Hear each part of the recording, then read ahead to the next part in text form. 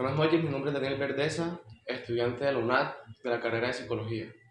En esta hora vamos a hacer una pequeña entrevista al señor Israel Verdeza, de la cual nos va a hablar sobre un evento histórico que estuvo entre 1920 y 1957, exactamente en 1948.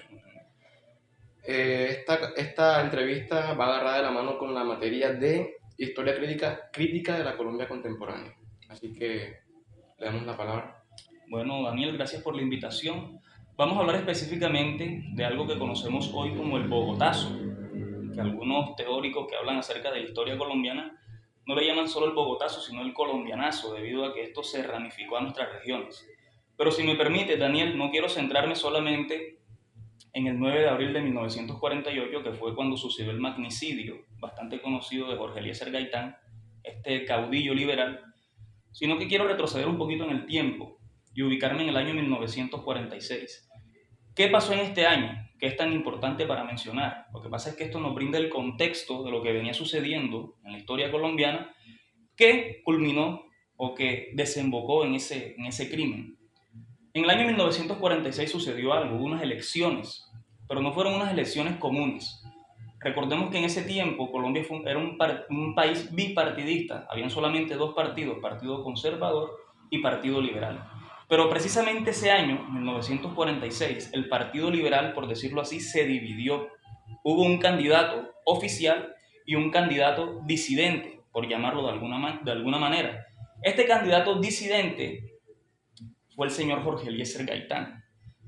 Esta división no solamente generó que se dividiera el número de votantes, que se dividiera la fuerza del partido, sino que desembocó y abonó el terreno para que ganara las elecciones un señor de nombre Mariano Ospina Pérez, un presidente conservador, que durante esos 4 años, que no solamente fueron fatídicos para el país, sino que interrumpieron 16 años de secuencia que había de mandato liberal. Y no estoy diciendo con esto que haya sido malo simplemente porque interrumpió el mandato, sino que este hombre se encargó de encauzar las fuerzas militares en contra de todo aquello que olía al movimiento liberal. Si miramos un poquito en la historia, podemos observar cómo este mandato desencadenó unas olas de violencia. La muerte de Jorge Eliezer Gaitán no fue un evento aislado, fue el resultado de algo que se venía haciendo de manera sistemática, atacando a los líderes que hacían parte del movimiento liberal. Entonces, el 9 de abril de 1948, pienso yo, orientándolo un poquito a las preguntas que me hacían detrás de cámara, pienso que es una muestra de la idiosincrasia del pensamiento que se ha enraizado en nuestra mente y en nuestra cultura colombiana, de resolver las cosas a través de la violencia, imponer la fuerza, el más fuerte es el que triunfa, donde no hay un espacio real para el diálogo, no hay un espacio real para resolver las diferencias a través de la dialéctica. Entonces, ¿a qué voy? Las consecuencias del Bogotazo, de ese 9 de abril, si nos vamos a las siguientes 10 décadas, los siguientes 10 años o la siguiente década, desencadenó, como mencioné ahorita, una ola de violencia sin precedentes en el país, pero que no se quedó ahí. O sea, hubo censura de prensa, las fuerzas militares perseguían, el presidente de turno lo que buscaba era debilitar al partido contrario. Pero ¿qué más pasó ahí?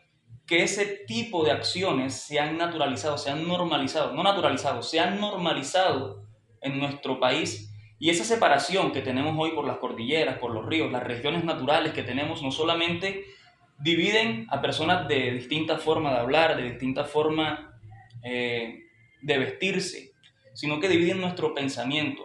Colombia es un país que, debido a esto, y no quiero ser severo con lo que voy a decir, pero es una realidad, Colombia es un país culturalmente rico, diverso, pero que se percibe como regiones separadas, se perciben como unas islas, y esto ha conllevado ¿a qué? A que no haya una unión de pensamiento, una identidad como país. Entonces, Daniel, el Bogotazo no solamente fue un momento en el que asesinaron a alguien, a un líder político, sino que muestra la forma, y repito la palabra, en la que de manera sistemática se ha venido opacando y se ha venido eliminando a aquel que piensa de manera distinta. Entonces, si me permites, para ir cerrando y haciendo como una especie de aplicación, quisiera hacer un llamado a las personas que van a ver esto.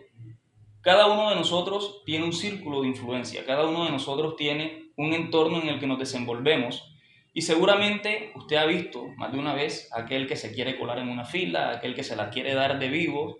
Entonces decimos que el más vivo es el que triunfa, que el más vivo es el que tiene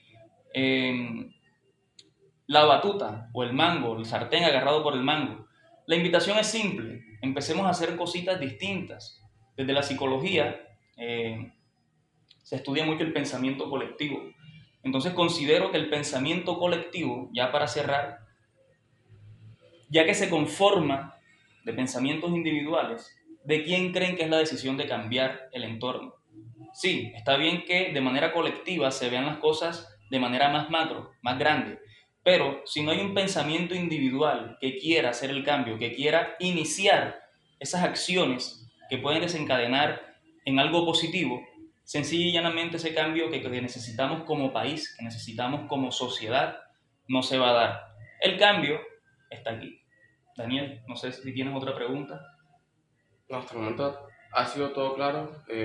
Muchas gracias por su tiempo, muchas gracias por estar presente aquí y gracias por hacernos un pequeño resumen de lo que pasó en esa época. Dale, gracias a ti.